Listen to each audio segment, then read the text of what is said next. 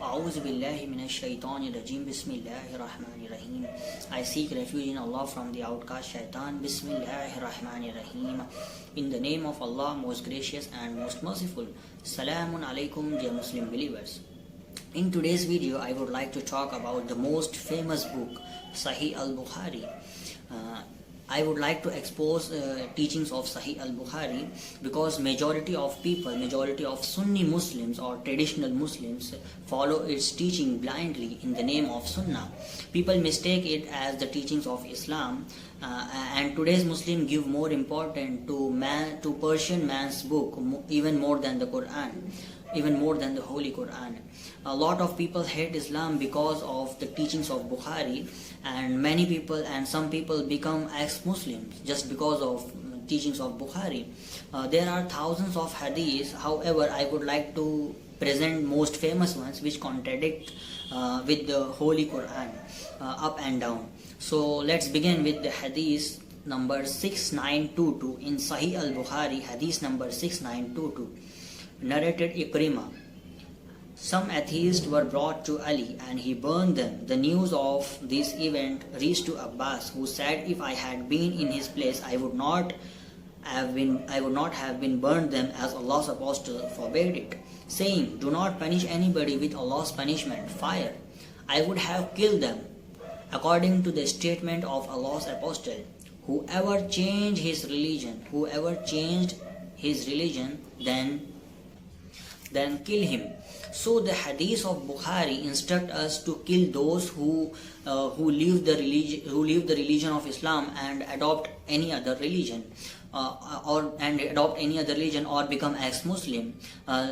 While there is no such laws in the Holy Quran, as the Quran makes it clear that there is no compulsion in Islam. In Surah Al-Baqarah verse number 256, God says there is no compulsion in Islam.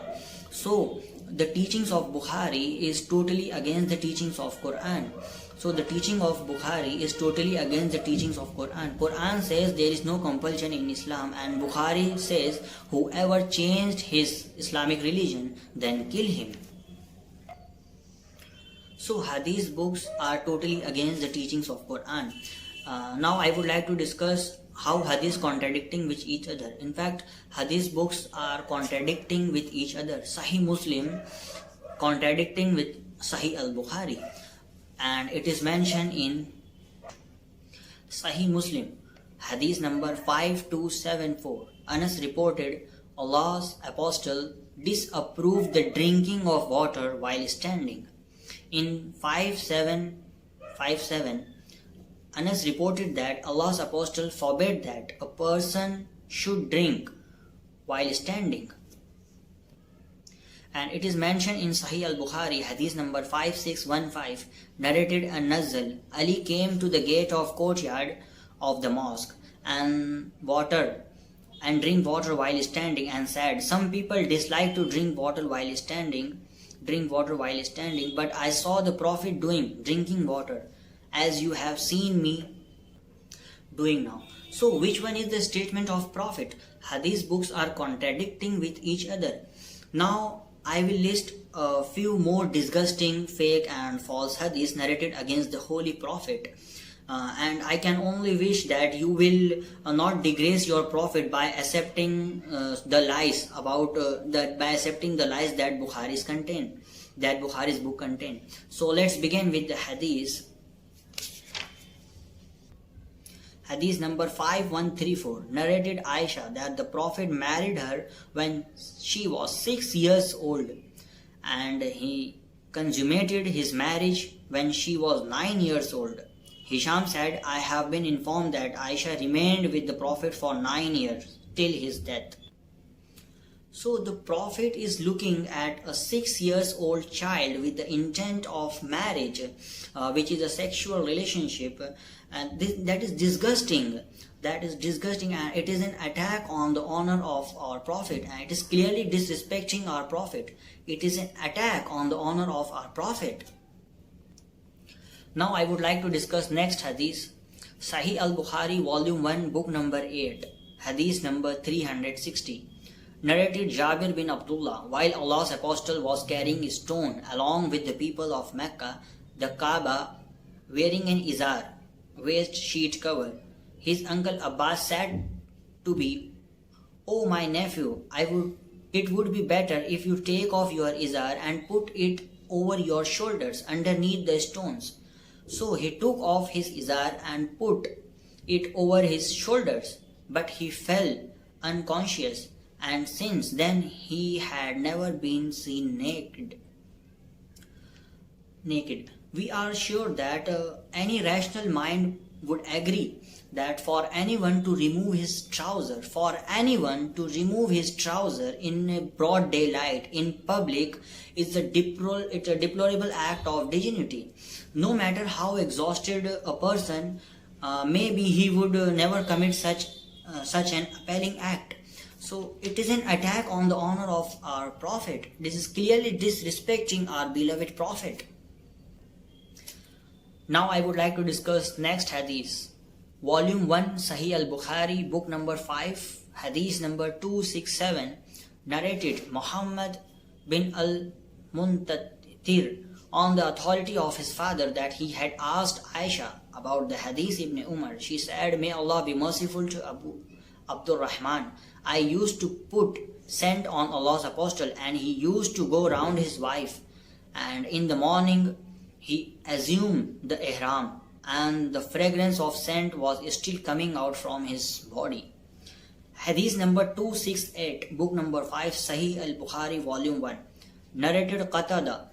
Anas bin Malik said, "The Prophet used to visit all his wives in a round during the day and night, and they were 11 in a number. I asked Anas, had the Prophet the strength for it? Anas replied, "We used to say that the Prophet was given the strength of 30 men." In Sahih al-Bukhari, volume 1, hadith number 298, narrated Aisha, "The Prophet and I used to take bath from a single pot while we were junub. During the menses, he used to order me to put on izar, dress worn below the waist, and used to fondle me. While in itikaf, he used to bring his head near me, and I would wash it while I used to be in my periods, menses." So in Sahih al-Bukhari, volume number 2, hadith number 789, book number 26, narrated Aisha, "We performed Hajj with the Prophet and performed Tawaf al-Ifada on the day of Nahr, slaughtering. Safiya got her menses, and the Prophet desired from her what a husband desires from his wife. I said to him, 'O Allah Apostle, she is having her menses.' He said, 'Is she going to detain us?' We informed him that she had performed Tawaf al-Ifada on the day of Nahr. He said, 'Then you can depart.'" According to this hadith, we can see that the above hadith prove that the Holy Prophet was so fond of sexual intercourse that he used to sleep with his 11 wives in just one night. He could not be patient even in the days of Hajj. He liked fondling his wives and could not restrain himself from fondling them even during their menses. So this is clearly disrespecting our Prophet. It is an attack on the honor of our Prophet. Now I would like to discuss next hadith, volume number 4, Sahih al-Bukhari, book number 54, hadith number 537, narrated Abu Huraira. The Prophet said, "If a house fly falls in the drink of any one of you, he should dip it in the drink, for one of its wings has a disease, and the other has the cure for the disease." Astaghfirullah. Volume number 5, number 234, narrated Abu Qilaba. Anas said, "Some people of Urana tribe came to Medina, and its climate did not suit them.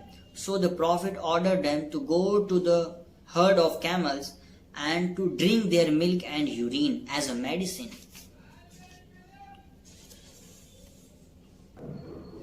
Now I would like to discuss hadith number 5242, Sahih al-Bukhari, narrated Abu Huraira. The Prophet Solomon, son of David, said, "Tonight I will go round, have sexual relations with 100 women, my wives, every one of whom will deliver a male child whom will fight in Allah's cause. On that an angel said to him, say if Allah will. But Solomon did not say it and forgot to say it. Then he had sexual relations with them. None of them delivered any child except one who delivered a half person. The Prophet said, if Solomon said, if Allah will, Allah would have fulfilled his desire, and that saying would have made him more hopeful. Hadith number 278, Sahih al-Bukhari, Kitabul Ghusl. Narrated Abu Huraira, the Prophet said, the people of Bani Israel used to take bath naked, all together looking at each other. The Moses used to take bath alone. They said, by Allah, nothing prevents Moses from taking a bath with us except that he has a scrotal hernia. So once Moses went out to take bath and put his cloth over a stone, and then the stone ran away with his cloth. Moses followed that stone, saying, my cloth, O stone, my cloth, O stone, till the people of Bani Israel, children of Israel, saw him and said, by Allah, Moses has got no defect in his body. Moses took his cloth and began to beat the stone. Abu Huraira added, by Allah, there are still 6 or 7 marks present on the stone from that excessive beating. So this is the reality of Sahih al-Bukhari. Sahih al-Bukhari is not so Sahih. I can only wish that you will not disgrace your Prophet by accepting such lies that Bukhari's book contain. Sahih al-Bukhari is not so Sahih in my opinion. Sahih al-Bukhari is filled with nonsense and satanic and evil teachings. Sahih al-Bukhari is filled with disgusting, fabricated, fake and false hadith. Worst book on planet for me. So we should remove this book. We should burn this book, and we should burn these types of fabricated hadith. We should burn these types of fabricated hadith. Sahih al-Bukhari is totally filled with nonsense. It's totally filled with disgusting hadith, and it is an attack on the honor of our beloved Prophet. So we should remove this book. We should burn this book. So inshallah we'll see you next time. Salamun alaikum.